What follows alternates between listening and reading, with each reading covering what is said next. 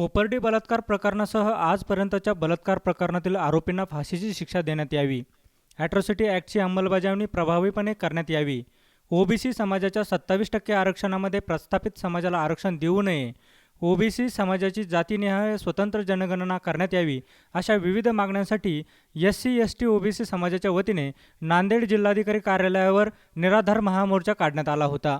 या मोर्चास नवा मोढा इथून संविधानाच्या प्रतीकाचे वाचन करून सुरुवात करण्यात आली.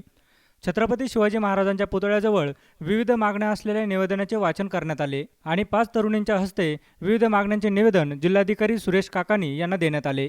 ॲट्रॉसिटी ॲक्ट हा अधिक कठोर करण्यात यावा, तसेच प्रायव्हेट सेक्टरमध्ये रिझर्वेशन मिळण्यात यावे, मंडल आयोग 52% लागू करण्यात यावा आणि जी बलात्कारित पीडित आहे त्यांना 25 लाख रुपये देण्यात यावे. ह्या अशा आमच्या अनेक मागण्या घेऊन आम्ही या मोर्चामध्ये सामील झालेलो आहोत. या मोर्चामध्ये SC/ST ओबीसी आदिवासी त्याचबरोबर मुस्लिम BGNT सर्व जाती व अनेक जातींना जोडणारा हा मोर्चा आहे.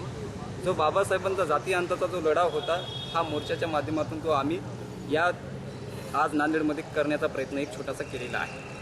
या निराधार मोर्चात मुस्लिम SC/ST ओबीसी बांधवांनी लाखोंच्या संख्येने सहभाग नोंदवला. गौतम कांबळे, SBN महाराष्ट्र, नांदेड.